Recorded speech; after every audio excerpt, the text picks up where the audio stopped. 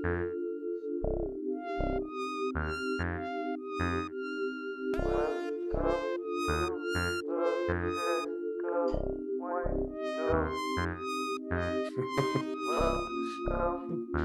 right above your head.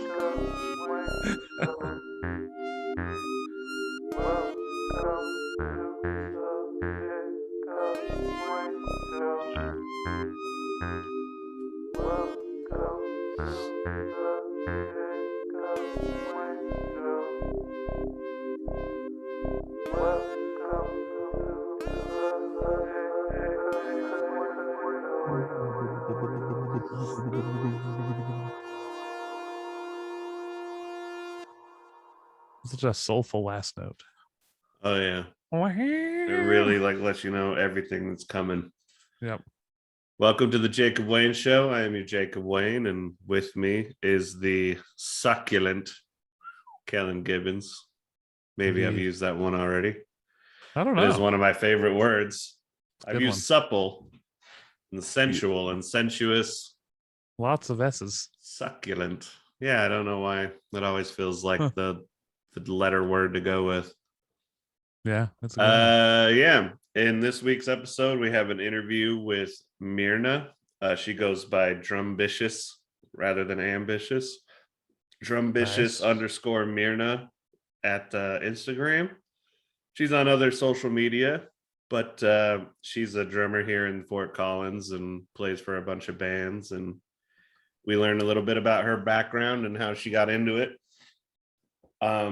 One really interesting thing that I will mention is she talked about how she kind of approaches playing drums like an athlete a little more than an artist, which I was like, I don't know if I'd ever quite heard something like that before, but I thought it was intriguing.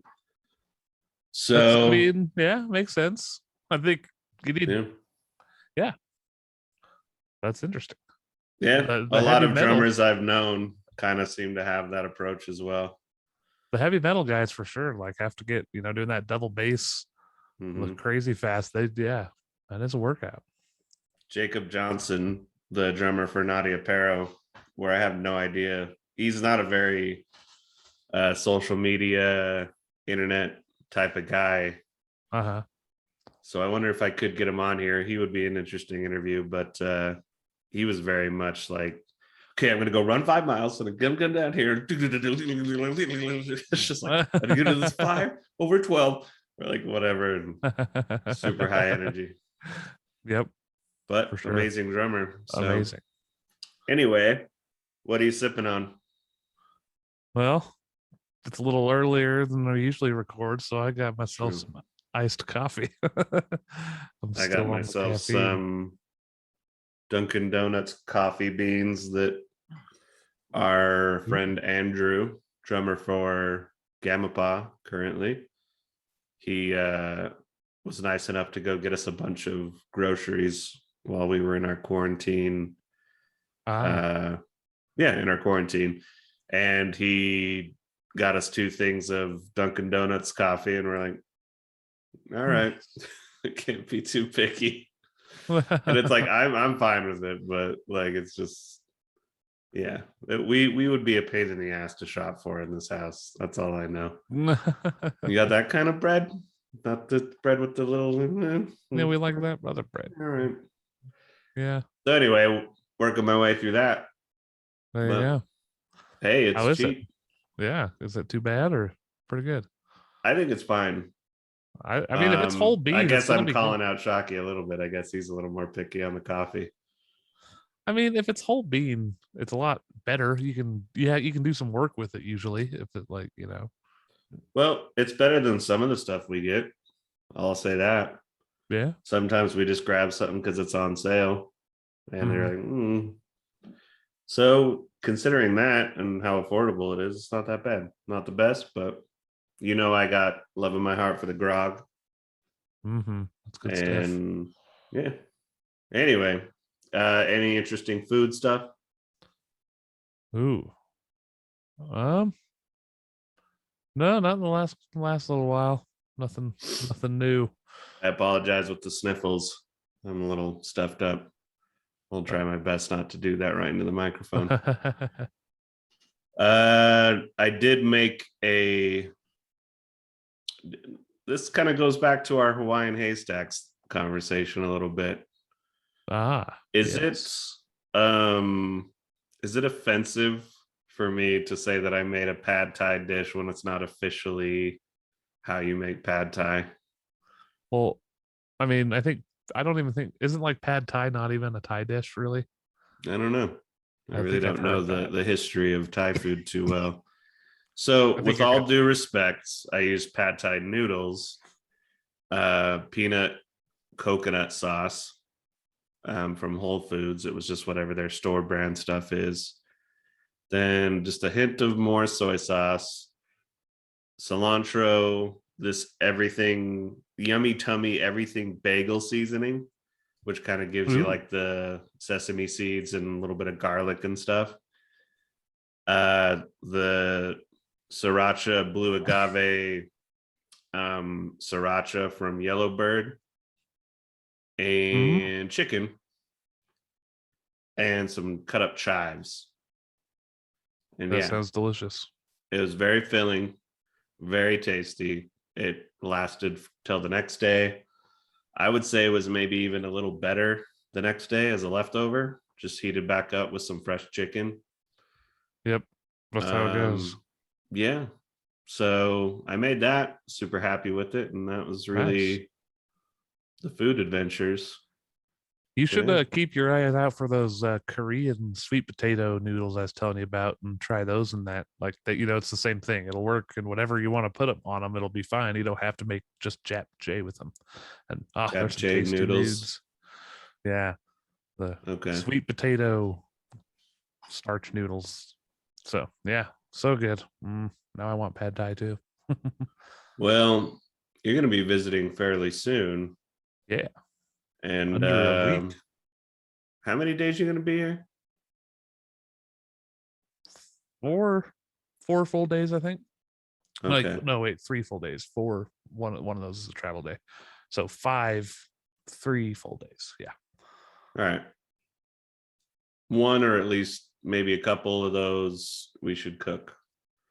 Hell yeah. I'll do a little something I've learned how to do. You can do a little something you know how to do. Try out the We air fryer.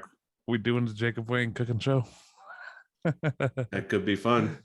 Yeah. We always need content for our YouTube channel, which Yeah. if you haven't flicked the bell and liked the button, do I'll it. flick your bell and like your button. Yeah, that's right. Um anyway, yeah, that's a good idea. We'll have to remember that. But we also got to do some cloud faculty stuff. Indeed. But It's been a minute. anyway, we'll figure that all out. Hell yeah. Um, with that, should we just get into music? Let's do it. All right. Yeah, music. I don't Nice. have a drop for it yet, You but do now. we'll see what happens. Um, music. Yeah. So I will just shout out some new releases. There was actually a lot of really good releases.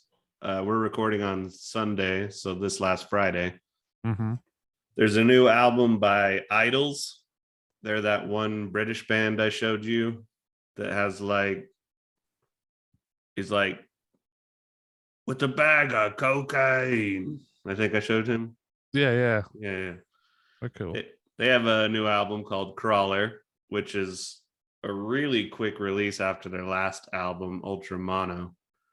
So they're just churning them out. But I get the impression that they put a little more effort into this one than the last one. Not that I don't like the last one. It's just I don't know, just has a little more thematic weight to it. One thing I would say about it, and I guess I'll probably do a review for the album, so I won't get too deep into it. But one thing I noticed with them is that I really love their tone and their intent and the poetry and all that stuff. Yeah. But I will say I get a little bored listening to it as well, unless I'm like totally in that mood. Like, yeah, the whole band is a mood. So if I'm not totally in that zone, the riffing can be a little simple for me. Yeah. And so I'm like, all right. And then I kind of just move on. I want something a little more elaborate. I feel you. And I feel like that could come off like a dig, which it really isn't. Because sometimes I think the stompy simplicity of the riffs is what gets their intent across. It's definitely what they're going for. So it's like, yeah, not like they're incapable of doing more elaborate, crazy stuff, but yeah, just my 2 cents.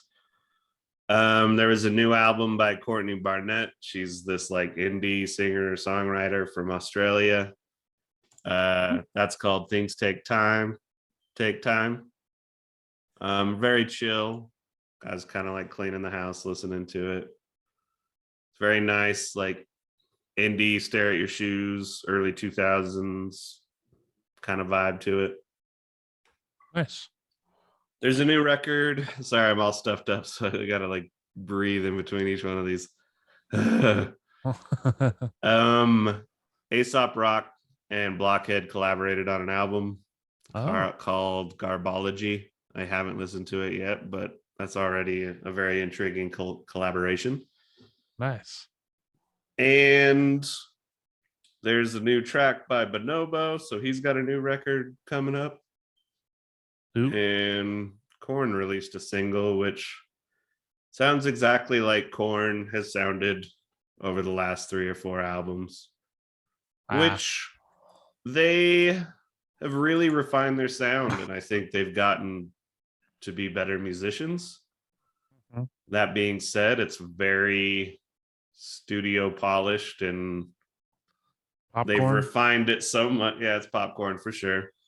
And yeah, with a band like Korn, I hate to say it, but part of me kind of like, can you guys just like do meth again and go record in a warehouse and like poke the singer, like just get them all freaking out again? Yeah. And I like them as people, so I'm like, no, don't do that. But yeah, it's a little like, that's a good rocking song. Woo. Yeah. But it just feels like that rock radio right now. Every rock song you hear has that soaring chorus. And then I don't even know. Yeah, that's it. Unfortunate. That 5-finger death punchy kind of thing. Man, I heard one of their songs. I don't know them that well. I listened when they first came out. I was like, nope. And I just heard one the other day and I was just like, is this real? Like, this sounds like somebody took like Creed and Nickelback and Hinder and like distilled what I hate about it into a band. Yeah. It's like hardcore, like straight up the things I don't like about those bands. And it's like that turned up. Yeah. I've been kind of trying to break it down in my head. Like, they'll actually have some kind of chunky, interesting riffing to like build something. Almost like a Pantera riff or something, and you're like, oh, okay. Mm-hmm. And then there will be some like electronic EDM, like,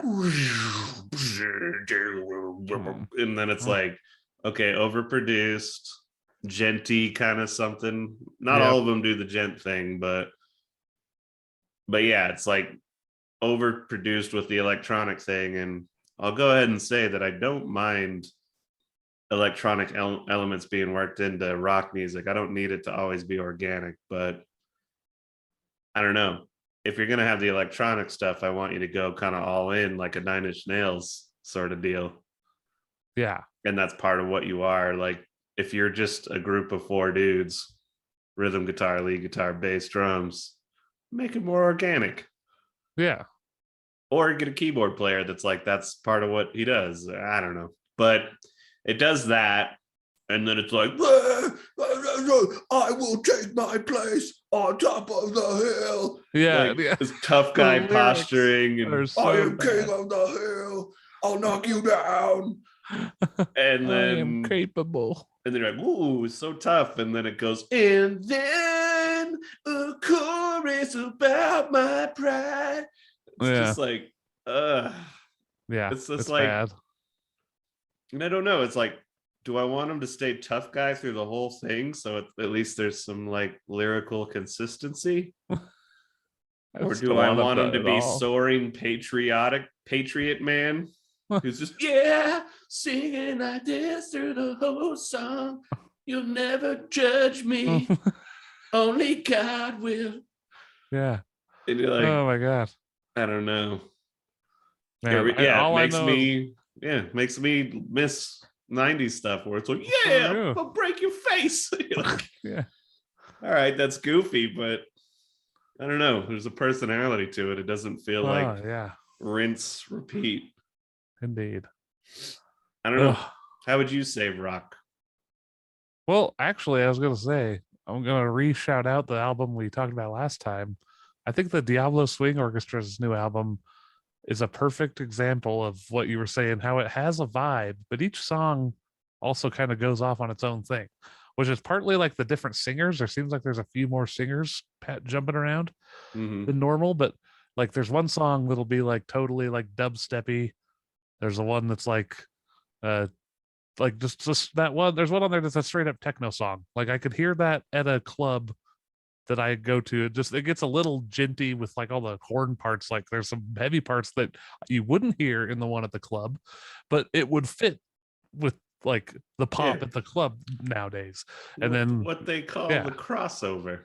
Yeah, exactly. Like it hits all those. There's a jig on there. Like, man, all kinds of stuff. But it's all under their same overall vibe, and they explore all these genres within that. It's really cool. And that's how you think that's necessary though. Like, I guess that's what it comes down to. Is it's like, in order to save rock, does every rock band have to like, shit, we got to experiment with everything? Because I don't think rock needs saving. I think there's plenty of rock keeping it alive. I suppose it's just not the people who like the mainstream. It's just not in right now. Yeah, which is fine. Doesn't need to be in, but like people. The other thing that I'm getting really tired of.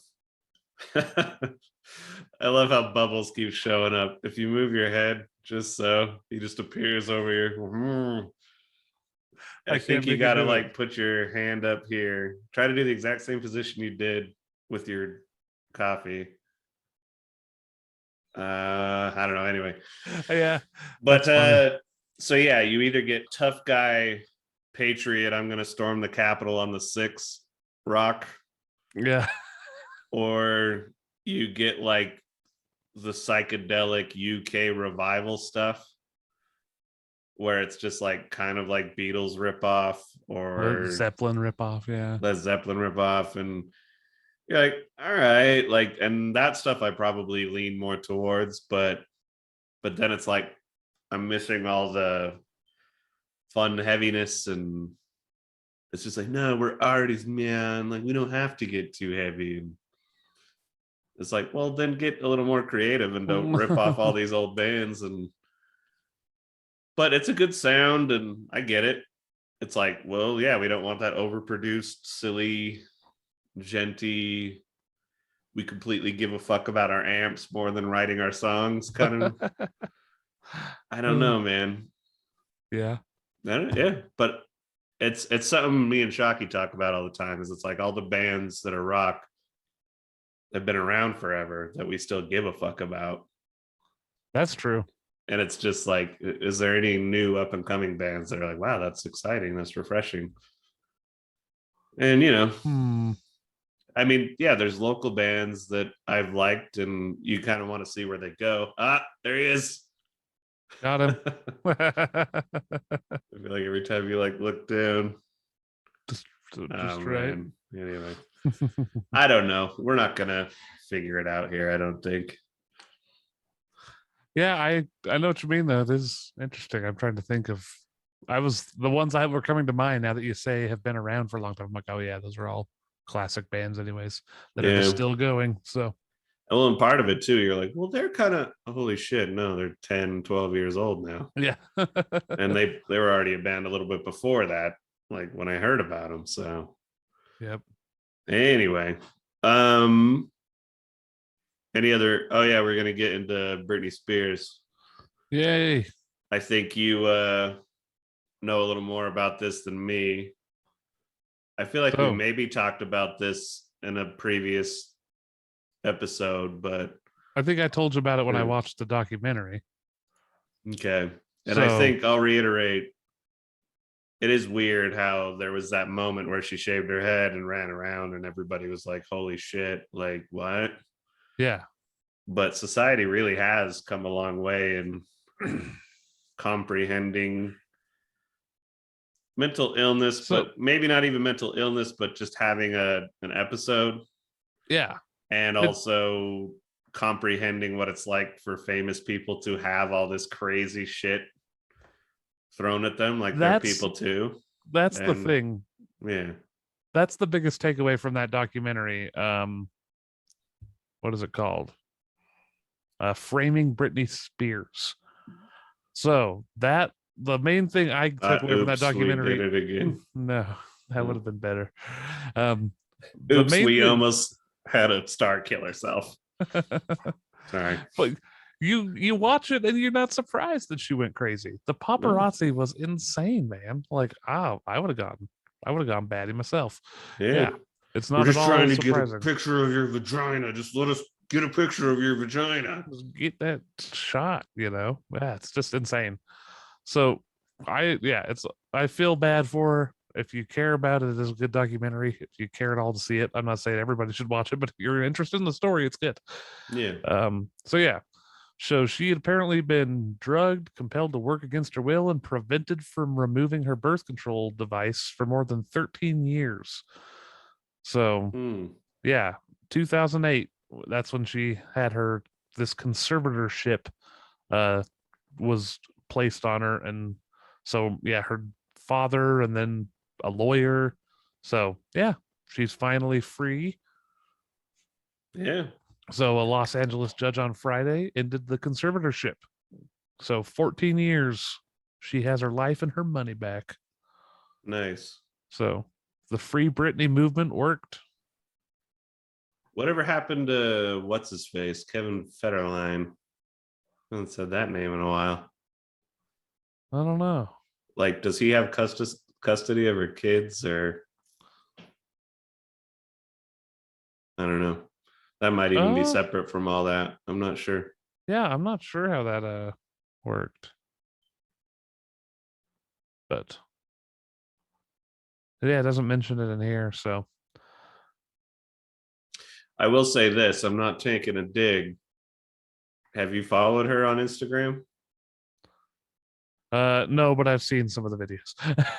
Well, that's a little weird. I'd say she could still be weird from all that, but I'm just saying I totally get why she's weird. But yeah, that's ultimately what it boils down to. Is it's like you're allowed to be kind of weird. People listening to us might think we're a couple of weirdos. Yep. I found it on a different site. Her and Federline still share custody. So okay.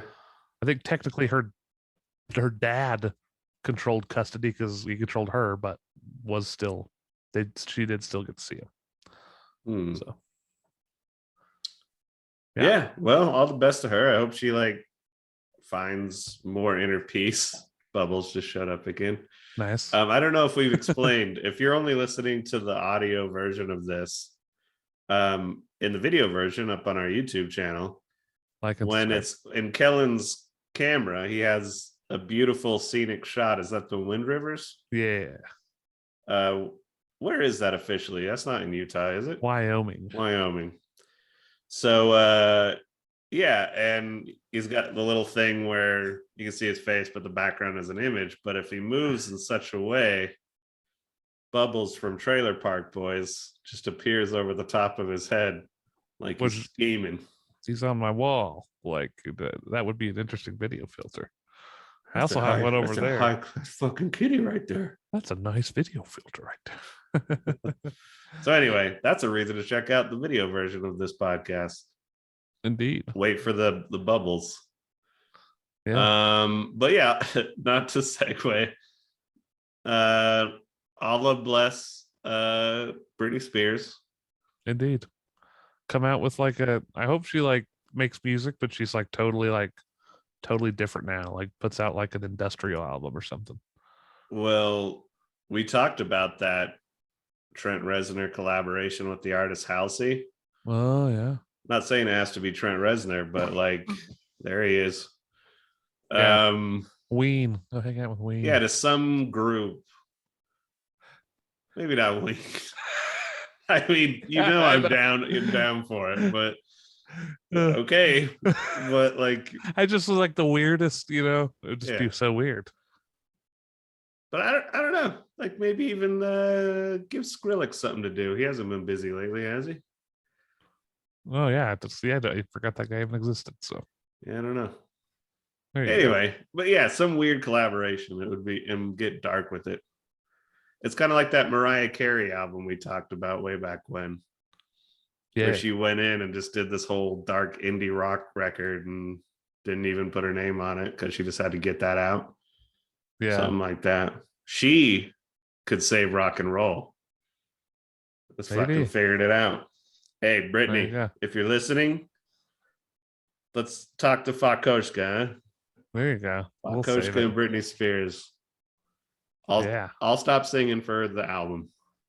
You can sing. But I want at least one of those. I'm only in my panties dancing around.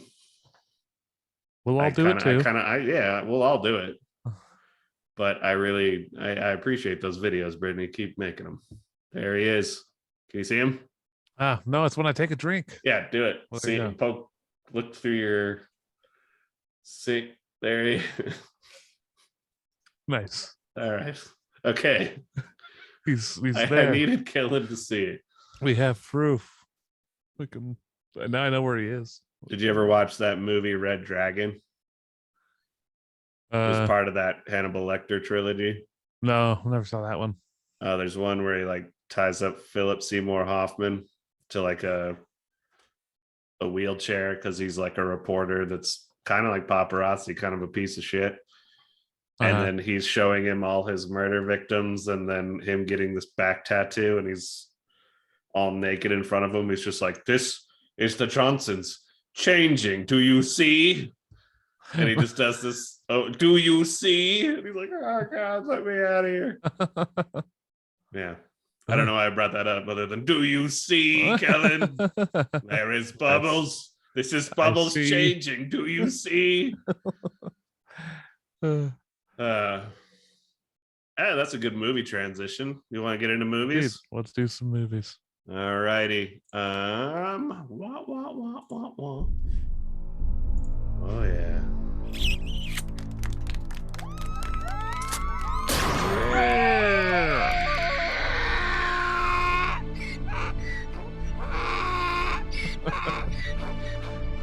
Classic.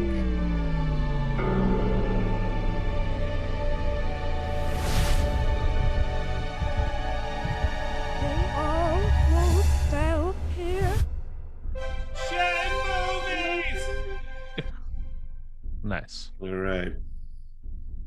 A little longer than I remember, but it's still good.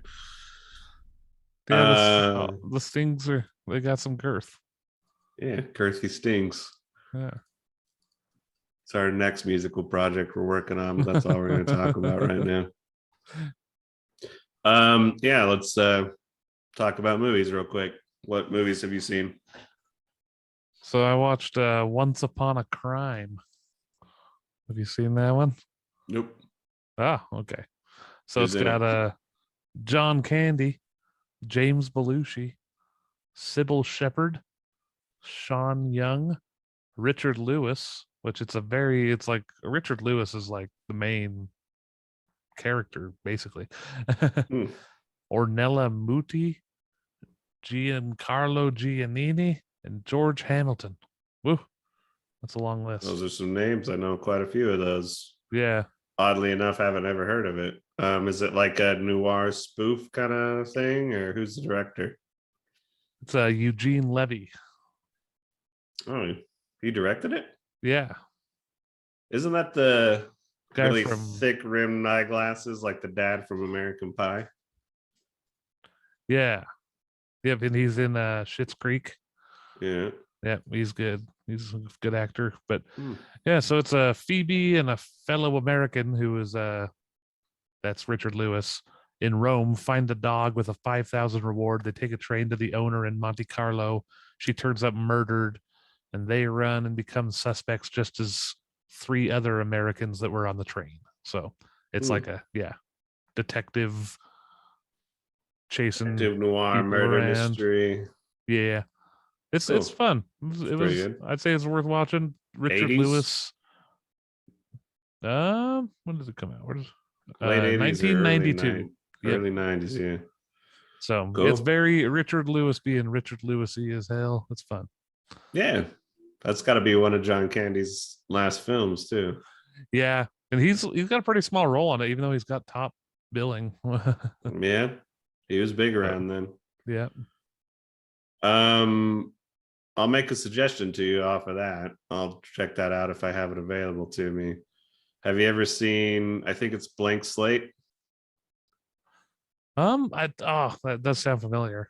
It's man, the guy who played Garth in Wayne's World. Dana Carvey. It's one of his few, like, kind of just being a regular guy rather than some over the top character. And it's like a detective noir thing, but every time he goes to sleep, he wakes up the next day and doesn't have any memory. So he has to leave all these little notes for himself and remember all this stuff to like solve the mystery. And it's kind of like a low-key comedy. It's like very comforting level, not super hilarious, but it's also like just super easy, brisk watch. But it kind of plays on that detective element as well. So kind of made me think of that when you were talking about it. Yeah, that looks good. And yeah, as far as John Candy goes, have you ever seen The Great Outdoors? Oh man, so long ago, but I do remember watching that. That's a good one. Yeah, that's a family classic. Indeed. But Richard Lewis, he was the king in Robin Hood Men in Tights. I'm trying to think if I've really seen him in anything else. I know I probably have, but I don't know. Yeah, I'll check that out though. Yeah, definitely worth a watch. All right. Now, this is spoiler alert real quick. Okay. I watched a newer movie that I think got nominated for like best screenplay or whatever. And it's called Promising Young Woman. And it's kind of a really shitty movie. And I'm going to explain why. And I know this is coming from a white cis male, so bear with me. The whole film is about this woman who goes to the bar, pretends to be drunk. Then guys will pick her up, take her home. And then she goes, surprise, I'm not drunk. What are you doing? You trying to sleep with me while I'm drunk? You know, and that's fine. Like, but so it's not like, ugh. But what bothers me is that the movie plays like horror music during that. So you're like, okay, fuck, is she gonna fuck them up or like kill them? And it's setting it up like this horror type premise. But then all she does is she gives them a stern talking to and then leaves. And then every guy that's like this creep that was just about to like take advantage of a passed out woman or a drunk woman is like, oh, you caught like, oh, and then they just are left to think about the fucked up thing they just did. So you already lost me reality wise, because she has this little notebook where she marks off all the dudes she's done this to. And it's like one of those guys would be psychotic and beat you up or kill you if you caught them doing something like that. Or this should be a movie where you kill these fucking guys, and then that would be awesome. Because it's like kind of, it was weird. I was going down Letterboxd and reading people's reviews, and they were like, this isn't a very good addition to the rape revenge fantasy film genre. I was like, that's a genre. Like, and like people are like suggesting films that are better at like the rape revenge thing, and I was like, wow, like okay. And I know that those have existed, but so like I said, this is heavy spoilers. So what happens is you find out that she never went through a traumatic event. Her friend got drunk at a college party, and some dudes took advantage and filmed it, and then her friend, not being able to handle it, kills herself. And so she, as the friend, takes it upon herself to like expose this. So as she's doing this to guys at the bars, she's also going up to the individual people that had to do with that one event. So she's like slut shaming one of her friends, who's like, you got drunk, did you, and you might have been raped, you don't even know, do you? You were there. So she's like attacking women and doing some kind of fucked up shit there. She goes and talks to the defense lawyer that defended all these pieces of shit dudes, and he all prostrates himself towards her, and she's like, you are forgiven. Like, for some reason she forgives the fucking lawyer, who's like the biggest piece of shit because he's the one that's let off this many fucking dudes. And so meanwhile, she's like maybe sort of fallen in love with a character that I think is played by Bo Burnham. Maybe I'm getting the name wrong, but I think it's him. Because I don't know him too well. But turns out he's a creep and was part of that group. And whatever. So she goes to their bachelorette party of the guy who did the thing to her friend, who's going to get married now. Drugs everybody at the bachelor party because she's pretending to be the stripper. She goes to the dude, ties him up and says, I'm going to carve my friend's name in you, and I think that way people will know what you did, so on and so forth, or whatever. Dude gets loose, kills her, and then his friend shows up and helps get rid of the body. So at that point, you're like, well, that's tragic. Maybe that's their point. Like, she was trying to point all this out, but then she gets killed and nobody listens to her. Like, that's the metaphor. But then, no, she had planned on being murdered, and like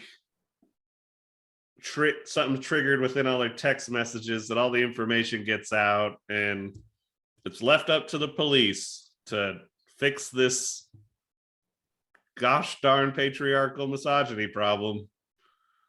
And it's like, the police, since when have they ever done the right fucking thing with this kind of shit? Like, it's a terrible fucking movie. It sounds awful. The music is pretty good, but it's completely misused.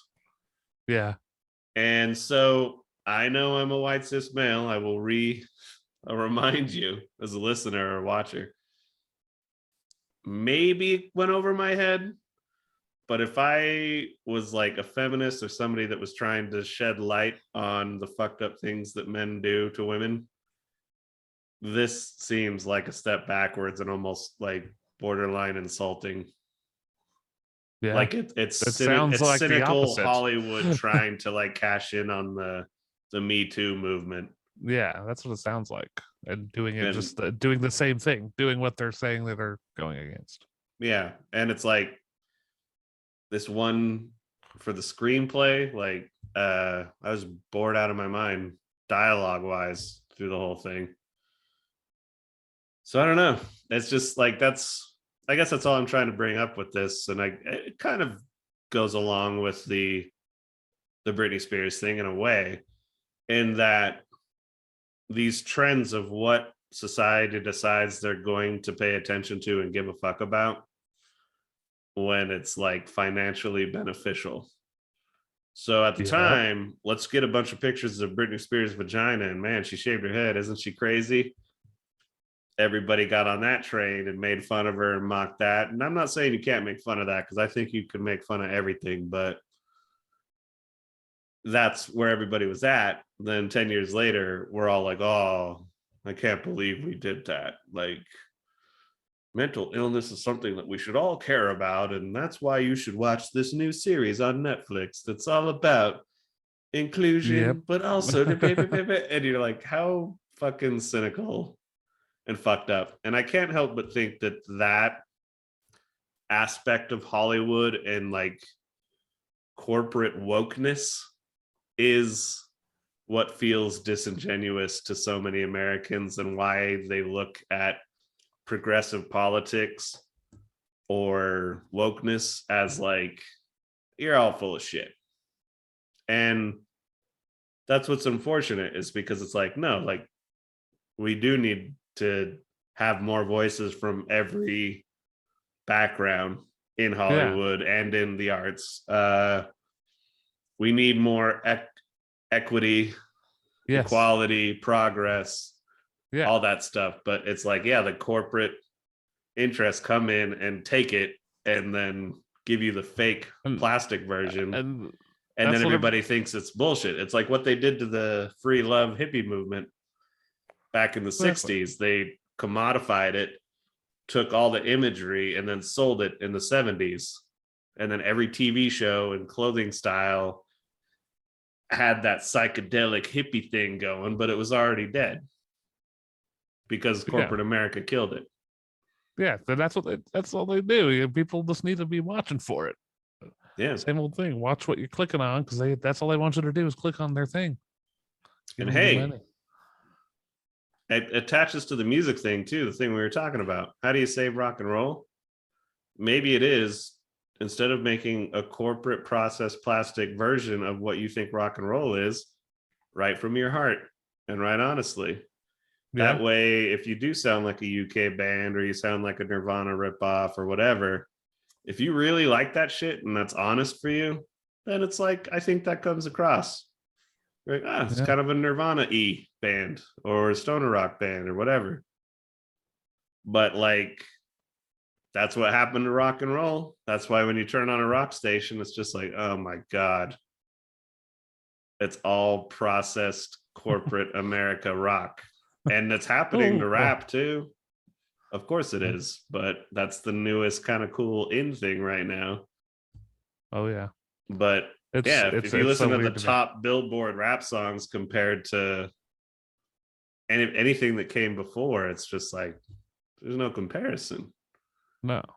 It's like, who are any of these guys stacked up against fucking Tupac or even newer guys like Kendrick Lamar? I don't feel like he gets the full respect that he deserves when he is out here amongst all these other fucking mumble rappers with ghostwriters.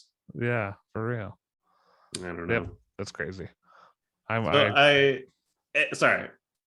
Tail end of this rant is that I think I will say that I think the true enemy in the United States is corporate interests and the corporatization of our lives, and especially the fake progressive tech companies that have basically found a way to create a monopoly but skirting the rules of monopoly. So it's like, no, you can't break us up. It's this. And exactly. And we basically have fucking Congress filled up with a bunch of old people that don't even know how to.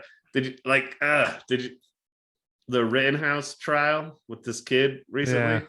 Did you see the judge who's like sitting there ranting about, I saved the text on my phone because I like a clean phone, and now they're telling me you can make them bigger or smaller, and he doesn't even know how to like zoom in on photos and technology, and he's making these decisions. It's just like, retire, get out of here, like go on vacation. You shouldn't be a fucking judge anymore if you don't know how this shit works.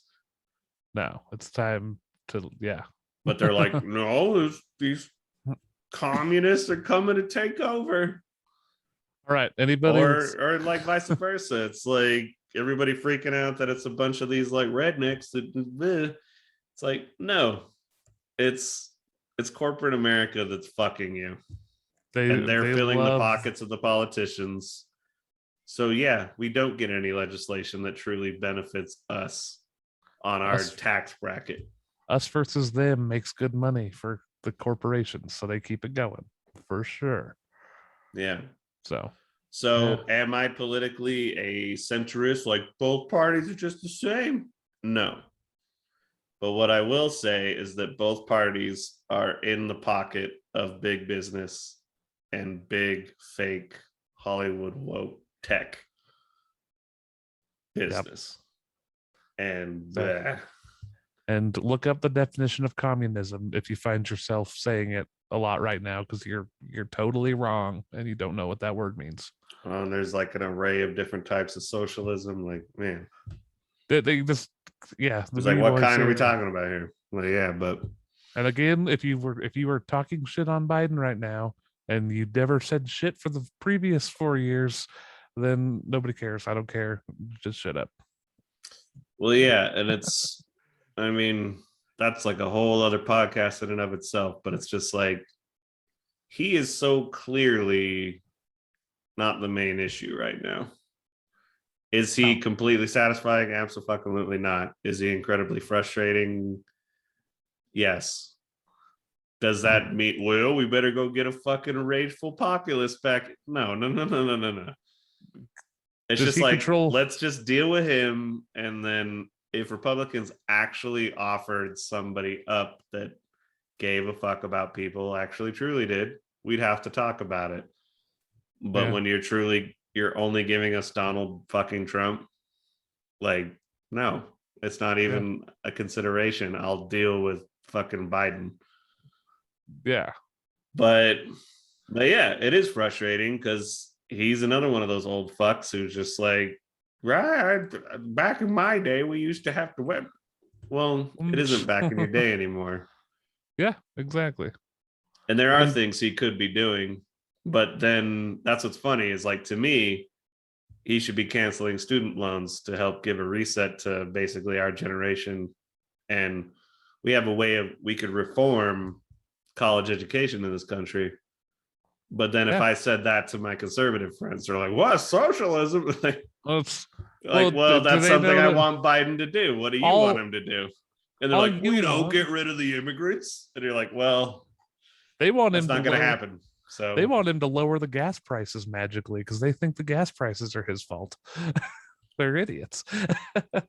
Well, we do got to move on to the interview, but the last little bit I'll say is just that when people say that Donald Trump didn't do anything, I'm like, you're absolutely wrong. He actually did a lot of shit.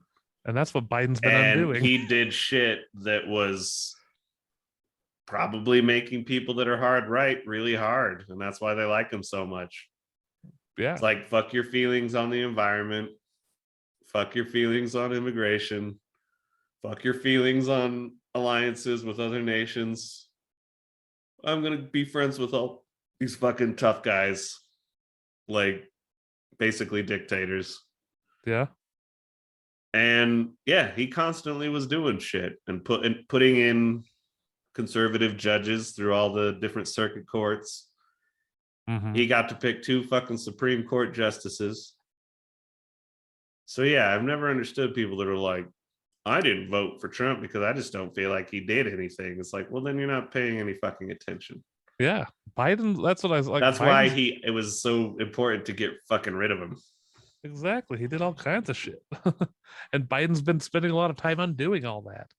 Yeah. Like, Biden did amazing just by getting rid of that Bears ears thing. I'm like, cool, I'm happy.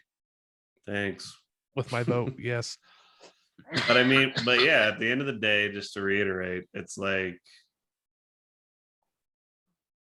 it does come down to like those dudes like Manchin and Cinema who are Democrats in name only, really. And they hold everything up. And all this infrastructure bills and all this stuff is great, but there's pork barreling. Every person gets to write in their little thing that scratches their back in the bill. So it becomes this convoluted mess. Like, we all know we got to get rid of Citizens United, fix campaign finance reform, fix gerrymandering. Oh, yeah. But that's stuff that we have to, like, I'm assuming, because I'm not an expert on this shit, but you have to do it all locally, where you like prevent gerrymandering locally. So then it becomes a national trend. And you have to somehow convince your conservative friends as well as your liberal friends that this is a good idea, because you'll actually get representatives that are more beholden to who you vote in. I think ranked choice voting is good, but like clearly this is all way beyond the presidency. And Exactly. meanwhile, it's super easy to be like, what did Biden do? What did Trump do? And corporate America is just raising the prices on everything, buying up land. Just they're fucking us. Yeah. And it's always been trying to strike a balance between free market business, the companies, the corporations, and politics. You don't want either one too powerful over the other. Nope. It's a hard balance, but we got to keep trying. Yeah. And real quick though, on that gerrymandering thing, it's kind of interesting. I just saw in the paper that Utah actually passed a thing, like we voted and said we want the lines redrawn. There was an independent committee that redrew the lines to be more even and fair. And the committee was like, nope, we're just going to do it this way that makes more Republicans win. I was like, what the hell? And then it was like the leader of the committee was the representative from Tremont. And I was like, oh, of course. Yeah. Just a Republican, just idiot that's just going to try to steal power, ignore the will of the people, ignore the votes, Mm-hmm. So got to keep trying though. It's got to keep demanding. Hopefully that guy gets thrown out of office. If you're in Tremont and you listen to this podcast, first of all, I'm amazed. Thank you. And tell that guy he should leave, vote for somebody else. Right. I don't know. I guess, man, it's hard to say. You would hope that with like when our generation and Generation X kind of gets more into power, that you'll have the divides, you'll have the left and right, but maybe some of that really old shit will at least go away. Yeah. Where we can have our conservative buddies that are Gen X, but they're like, nah, I still like smoking pot and have gay friends. And yeah, I care about the climate because I grew up watching it fucking change. And I actually get it. Yeah. And so then we can come up with some compromises. It's like, well, yeah, let's vote in this person who isn't going to just be this stalwart old fuck who's just like, why are we still doing this? Oh, so you can get paid. Yep. I think both people on the left and right, especially our age and younger, are getting sick of those rich old fucks. It's just we disagree on how to fix it and correct it. Yep. Anyway, that's what a chipper way to go into this next interview. But this interview will cheer you up. I had a great conversation with drumbitious Mirna. Yeah, that's all I can say. It was a good interview, and she's a fascinating person, inspiring. So looking forward to it. Enjoy the interview. You ready? Let's go. Hey Mirna, how you doing? I'm doing great. How are you, Jacob? Oh, I'm doing well. I appreciative of you coming on to do an interview with me on my podcast that I've been doing for a little bit now, trying to get more and more guests. Thanks for inviting me. Yeah, no problem. So I kind of usually like to start these off, at least with the first time I've interviewed somebody. I believe the first time we met each other was at a local show here in Fort Collins. You were drumming for Meat and Potatoes, Probably. I think. Yeah. It was at a Pinball Jones show. And I had lived in Fort Collins for, I think, only a few months at that point. Nice.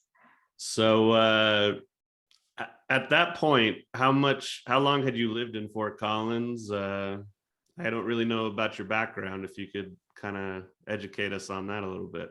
Yeah, at that point, that was actually right before the pandemic when I just started drumming. So that was in 2019.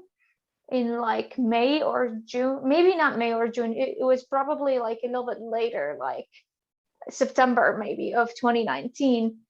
So that was I moved to Fort Collins in 2015 in January. So okay, cool. Yeah. So 4 years, something like that, 5 years. Great. Yeah. Where did you grow up? I grew up in the Middle East. Cool. I played the hand drums, Middle Eastern rhythms. I grew up with Middle Eastern music, obviously. I did listen to classical Western music. I did vocals for classical songs, and I had no idea whatsoever of anything related to rock, progressive rock, metal, technical death metal, all the things that I like now. I didn't know anything about then. There's differences obviously between Western and Eastern music that we don't want to get into maybe. But maybe for a future episode. Yeah, but that's just like kind of the background of it. That's where I moved from. That's great. What brought you to the States? Was Colorado your first place? Yeah, Colorado was my first place. I came here as a scholar, a Fulbright scholar. Basically, it was a scholarship to study my second master's degree. And it was a fully paid scholarship by the U.S. Department of State, which is such a privilege. So I did my degree in molecular biology in the chemical engineering department. And yeah, that's kind of how it started. That's great. Yeah. So I would love to know about all of that, but we only have so much time. So maybe some episode in the future. But yeah. What was the moment where you were like, because you were saying you did kind of this traditional hand drumming thing. When did you decide you were going to pursue like the full-on drum set and really go down that road? So the full-on drum set was after maybe in 2019, actually, in January 2019. Okay. I decided to play the drum set because I saw there was one band that my friend was playing for, and I liked their music, and they didn't have a drummer. And so I was like, yeah, I'm gonna save the situation and be the drummer. And so because the music was really cool. It was metalcore, kind of like some punk songs too. So that's kind of where the inspiration started. That's great. Yeah. And I can't appreciate that as a musician myself. Like, as a bassist, guitarist, we always need drummers. That's definitely true. So yeah, that's interesting. So when I met you, I have a vague memory of like summer ending, and it was starting to get a little colder. Yes, exactly. It was an outdoor show. So you had been drumming, almost like, I guess, half a year. Yeah, something like that. Yeah. That's really cool, because I remember thinking you really held it down, and I liked what you were doing within that group, and I liked Meat and Potatoes. We were there because we were friends with a local band, Spliff Tank, and Michael Neal, he had known us from back in Utah, where both me and my guitar player Shockey are from. And so we were just kind of there trying to get the lay of the land. And I remember thinking you're really good. So that's inspiring to know that it was just in that short amount of time. Yeah, that's right. It was very short. Actually, that specific show, I didn't know Meat and Potato. I got a message on Instagram from Brandon, and he said, "Can you play that show?" So I just showed up and played whatever he had, and I don't think I've ever listened to his music before, so it was just a whole new thing. And let's jump on stage and do it. It was really fun. Right. I kind of lost contact with him, but he was very like collaborative. I remember that. We kind of tried to think about setting something up, but it just kind of never came through, just because he's busy, I'm busy. But so to go back a little bit, before really getting into drumming, when you first got to the States, it seems like you played a lot of like punk bands, metal bands, but I mean, you do everything. But kind of what was your first exposure to like really starting to listen to metal and more hard rock? Just that one local band that my friend was in. That was kind of my first exposure.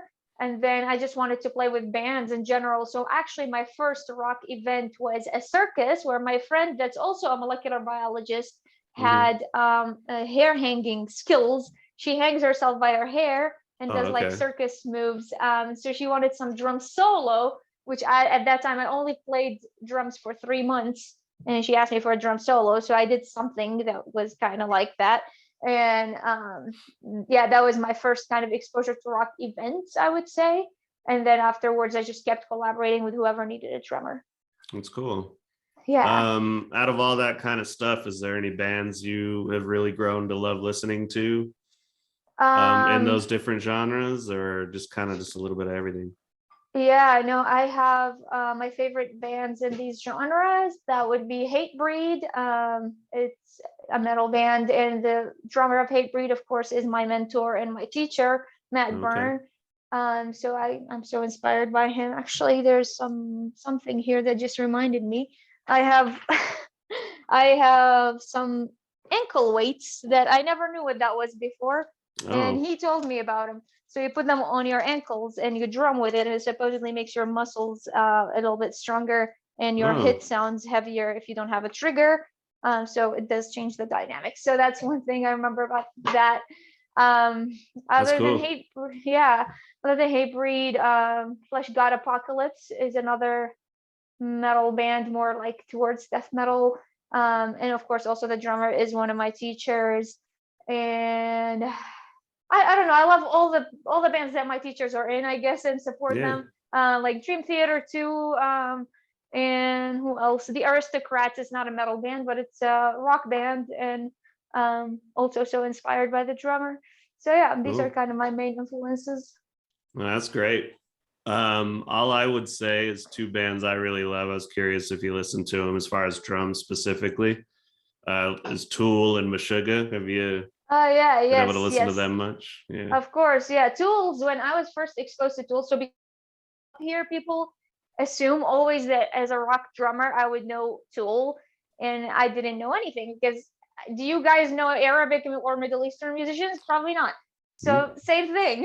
People don't expect that, but I didn't know anything about Tool. So I would pick up a song without drums, and I play it and play along sometimes to see how creative I can be. So that's kind of was like the beginning of my exposure to Tool.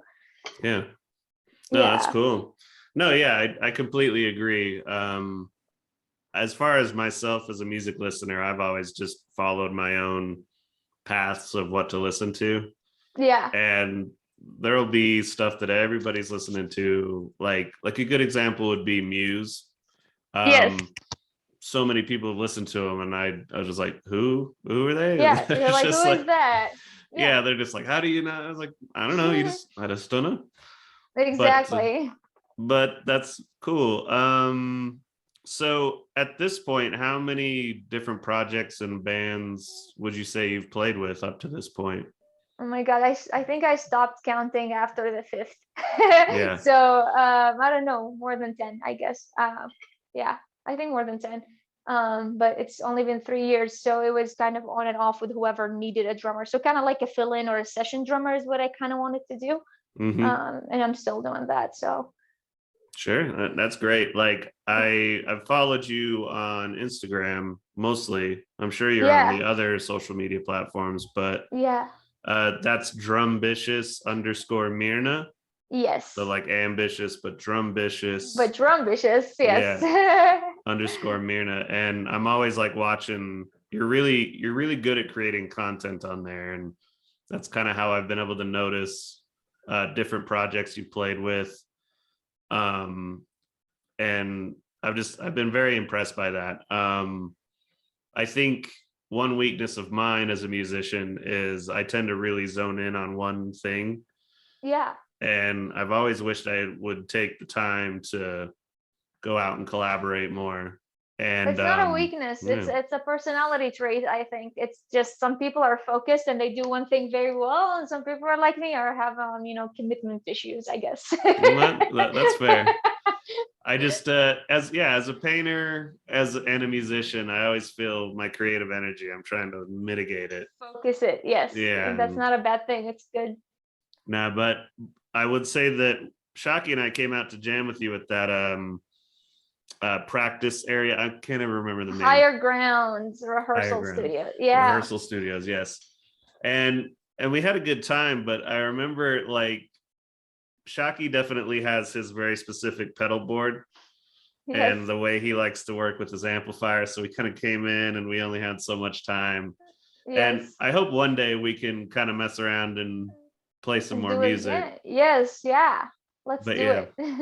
But it was a lot of fun jamming with you. And at the time, I can't remember that.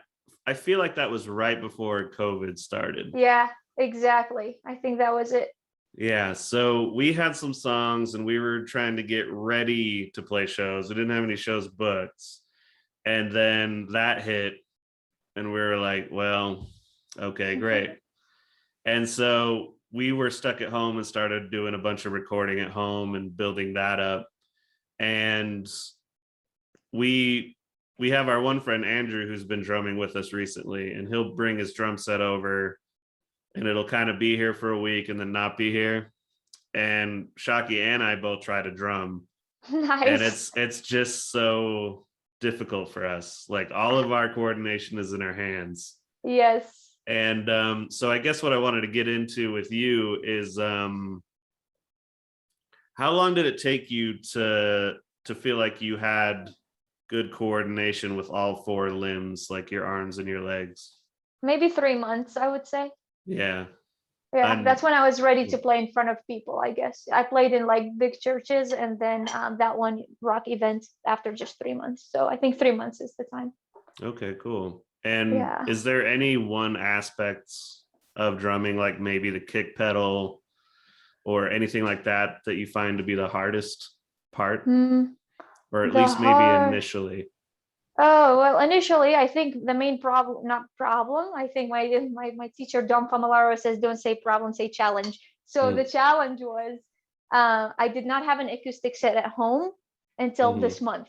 So I never played the acoustic set. In the last 3 years of me playing the drums, I have only played the electronic drum set. So the rebound is different. The like spatial kind of dimensions are kind of different. The dynamic is different. So everything was different. And then like going to higher ground once a week, rehearsal space once a week, 1 hour. In that 1 hour, you have to set up cymbals and do other things. So it's basically less than an hour sometimes, and having to do everything and record my progress and show it to people so that they get inspired. So there was a lot to do and little time to practice on the acoustic set. So I think that was my biggest challenge in my drumming journey so far. Okay. No, yeah, that's interesting. We had an electronic kit at our house as well.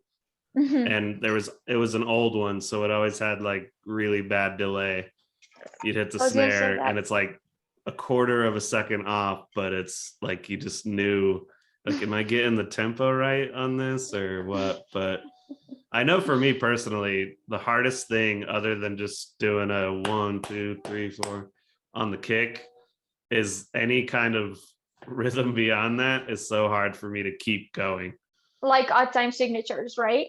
Yeah, just I can kind of manage on the snare and toms, but as soon as I start integrating the kick, if it's not just that constant thud, yes, any kind of style to it, I fall apart.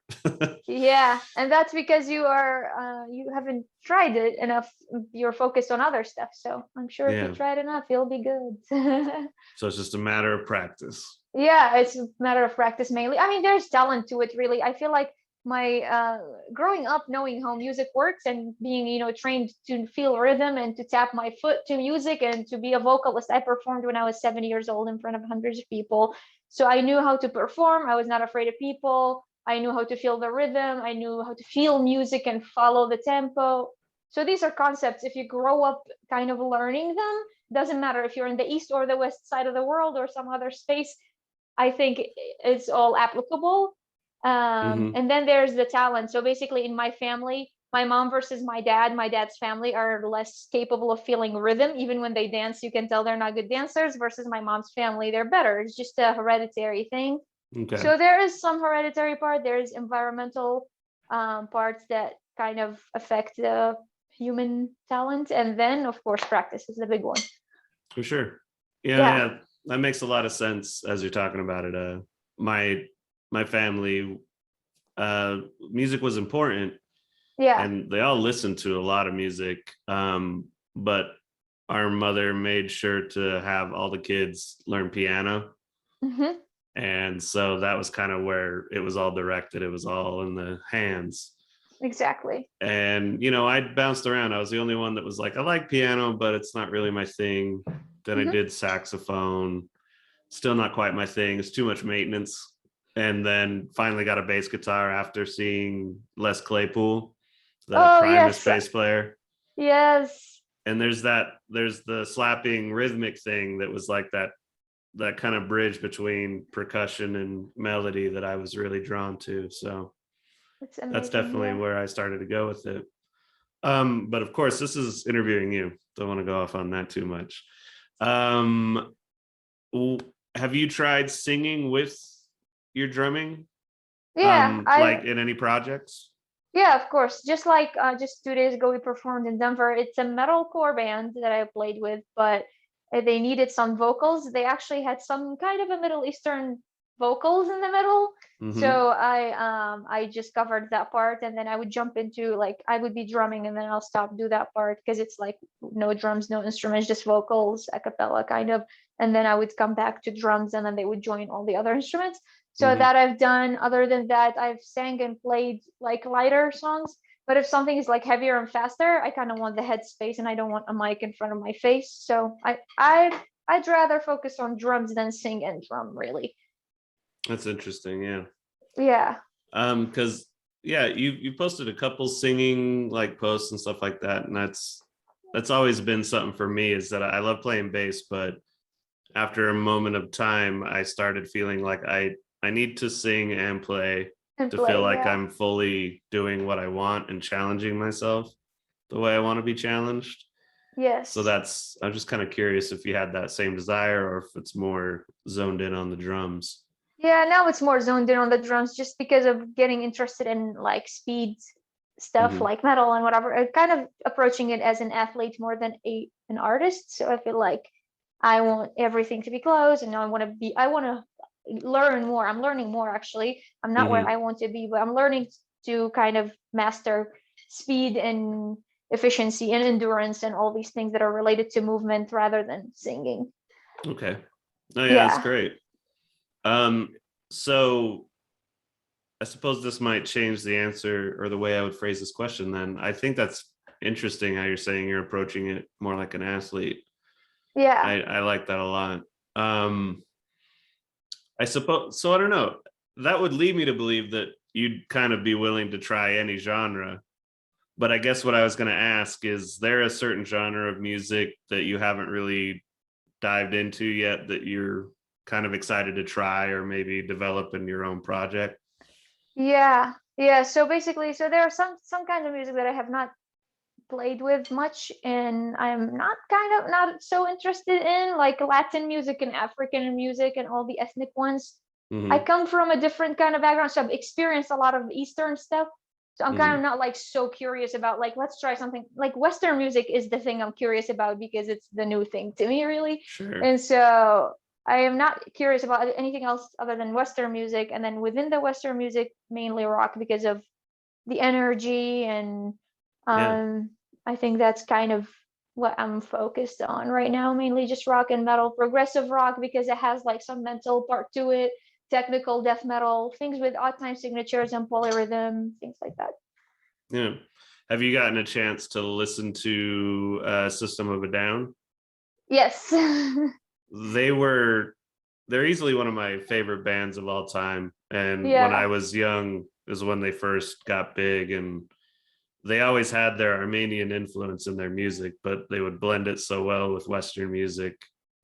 And I thought that was always like really wonderful, is the blending of different cultures and stuff. And when I went to college, that was kind of my through line to make friends with some of the Armenian exchange students. And we ended up being really good friends.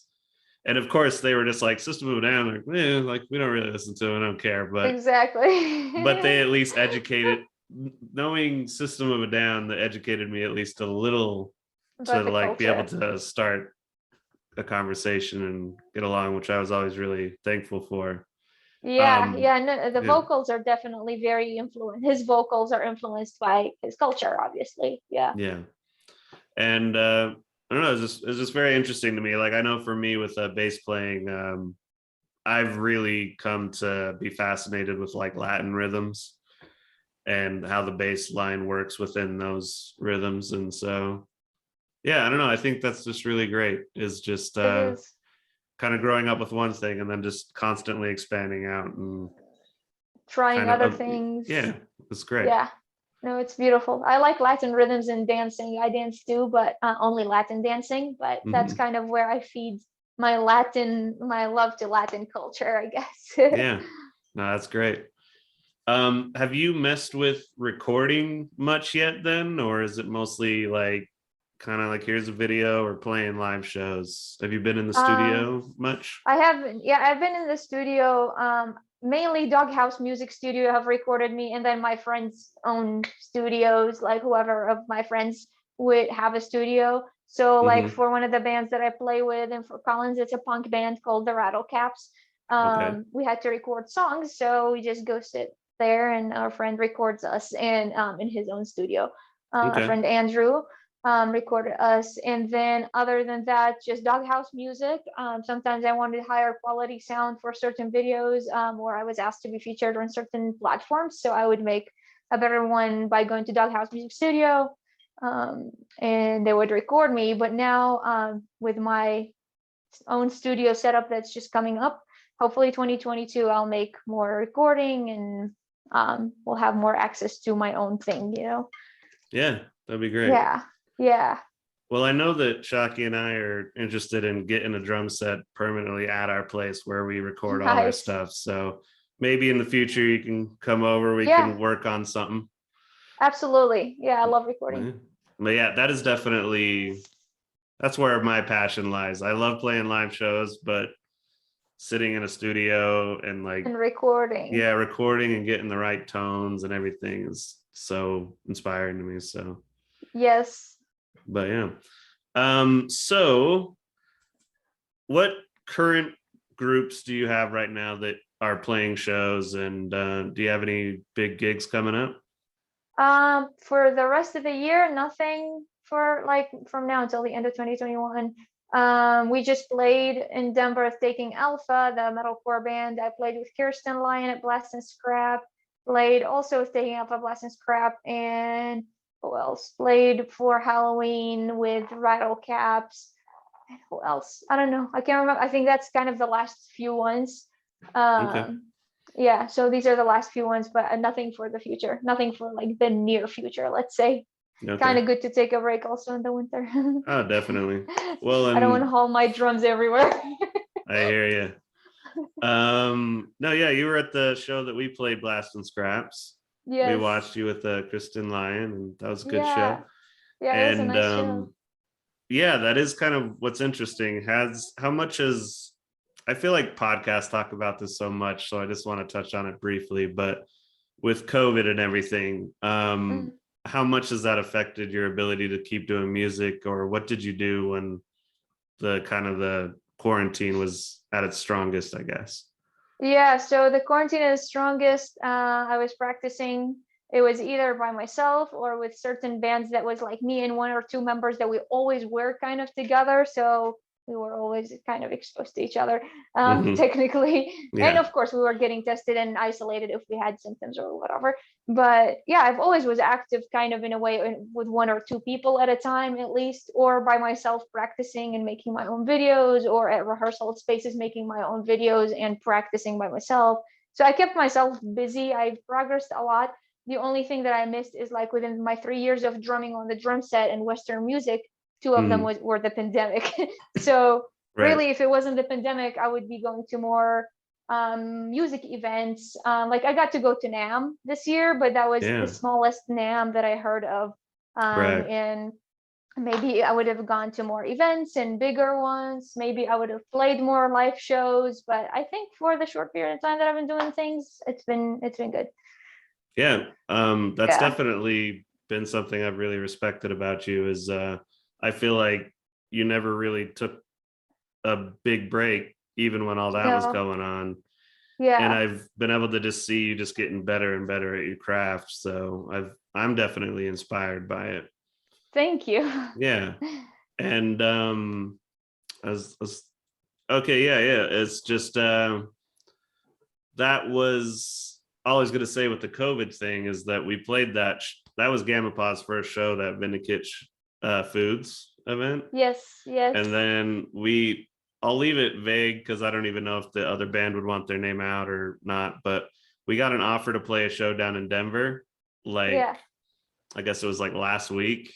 And right then Shockey got COVID from his work. And we'd both been vaccinated, we kind of just been going through life wearing the mask because the mask mandate's been back. But basically he got really sick. I felt it a little bit, but then it went away. I guess it was one of the variants. And so like we were so excited to like, all right, we're gonna go play Denver. We're gonna start getting shows. And then we've been stuck at home for 10 days. That's crazy. Yeah, we all also almost had the same experience. We had a guitarist that said his wife or girlfriend, I think, or partner was exposed, and then they tested and they're negative, and then he tested multiple times, and then one day before the show, the other guitarist was like, someone in his family was exposed, and all the testing, and like one night before the show, we're like, okay, we're clear, we can go. And so we played on Monday. So yeah, it's been crazy. It's overwhelming, but I think you just have to remember. I always say to myself, you can't control this. It's out of your control. So just leave it. Right. Yeah. And I mean, we got stuck kind of in that mode of like, oh man, like, are they going to think that we tried to skip out on the show? Because it was like, we got the diagnosis the day right before. And then we're like, no, like, think about it. All these big bands we watch, even they, like, the guitar player got sick. We had to cancel tonight. And they had 10,000, if not more, people that they had to disappoint there. Judas Priest, was it Judas Priest that just did it recently? I think, I had tickets to go see them, and their guitarist was sick, but not with COVID. And then it happens. It happens all the time. Yeah. So I don't know. Is there anything on your mind in terms of like, what do you think the best protocol is for like musicians trying to stay active or still playing stuff, but then in reality, we're all still dealing with the pandemic. So a lot of venues got to close down, or I don't know. I have my personal opinion about the situation is like, or like how I deal with things is like, I am creative. Creativity is like one of my main values in life. Like I want to create all the time. This is my main thing. And whether if it's in drumming or other things, but now it's drumming, and I can't, like, when I have an idea, I have to apply it. And if I have a drum set, I'm going to apply it on the drum set. And I like sharing with people. Like the value of experiences to me are always associated with people. So I want to share experiences with people. And so that's why I always share. Like if it's some little exercise that I learned from a book, I want to share it. So I go and edit the whole video and share it with people. So that's kind of been like my best approach of dealing with the pandemic is like, okay, we can play live, but we can sit home, and all of us have phones to show people what we're doing or share it, or just, your own instrument by yourself. You don't have to have phone. Just sit on your instrument and create something, For sure. Yeah. Yeah. I definitely think it's been great. On our end, we almost have our third EP done, and we're going to try to put it all together on a vinyl sometime down the line, like almost like a full album. Exactly. But that wouldn't have happened as fast if it was in the pandemic. We had to be stuck at home, and so it's like, well, this is what we're gonna do. Yeah, and for drummers, a lot of times playing a lot of shows makes you focus more on memorizing the songs and playing the songs rather than actually working on your technique and skills. So just jumping into songs, especially faster stuff that are physically demanding, it's not always the best thing. From what my teacher was telling me, Sebastian Lancer, he was saying like sometimes if you just keep playing shows and bands, you're not focusing on your own daily or whatever weekly exercises that are related to technique and motion and how movement works and what you should be moving. There's an amount of focus, especially with extreme drumming, that you have to do certain exercises and develop the muscle memory and develop the right one too, so that you don't hurt yourself in the future physically, kind of like an athlete. So it's good for, I think, extreme metal drummers also to sit down and focus on that rather than playing shows. No, that's a really good point. I'm always so caught up in the concept of writing a song and then taking it to other musicians and like, let's do this, that there is times I need to just jam out. Exactly. and like and create your own thing. Yeah, it's like, all right, work on this technique. Or Uh-huh. I mean, one of my favorite things that I haven't done in a while is just throwing on like some dub reggae and then just playing along with it, and just like Yes. not even trying to learn it. It's just trying to Play harmonize with along. it. Yeah, exactly. Yeah. That's another skill. Yeah, that's also one of the things that was a kind of a disadvantage, but then became an advantage. Going to higher ground rehearsal studio, I just have that 1 hour. I play some songs and I play along. So because I didn't have time, I'm like, oh my God, I love these songs, and I would try them on the acoustic set because they sound better than the electronic one. So I just play along them without practicing, and then it became an advantage because it taught me how to improvise. So that's something all the musicians can do, I guess, during the pandemic. Yeah, that's great. I suppose we're gonna kind of wrap it up. It's about that time. I guess right off the bat, is there any advice you would give to people that are barely picking up the drums, like pointers you wish you had known when you were getting started? I think what was overwhelming in the beginning is the amount of advice that you get from everyone, especially if you're on the internet and you're like kind of everyone's watching you. To me, like it wasn't a huge problem, but basically the main advice is to learn to listen, to see everyone's opinion, maybe like have different drum teachers, expose yourself to different drum teachers, see all of them, and you're going to learn that there's so many drumming techniques that all these good drummers are playing, and they're probably not the same. So different hand techniques and foot techniques and whatever, and they're all not the same. When you take one teacher at a time, they're going to teach you that their way is the right way, and it might not be the right way for your body.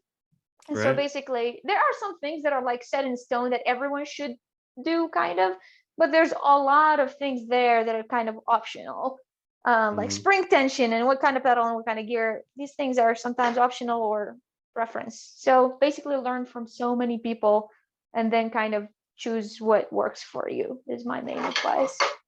Cool. No, I agree with that. Definitely. So with that, did I lose you? I think the video went off a little. Let's see. There we go. Cool. Are we back? Yes. Yeah, we're right. So do you have any upcoming projects or events that you wanted to mention? I don't have any specific events. I think my main thing is basically in 2022, I promise my content is going to be better and sound better, and I'll be more open for recording. Well, great. So yeah, once again, thank you for coming on. This is another one of my passions is podcasting. Yes. I did a lot of radio broadcasting stuff in college. And awesome. At the time, podcasts weren't even a thing.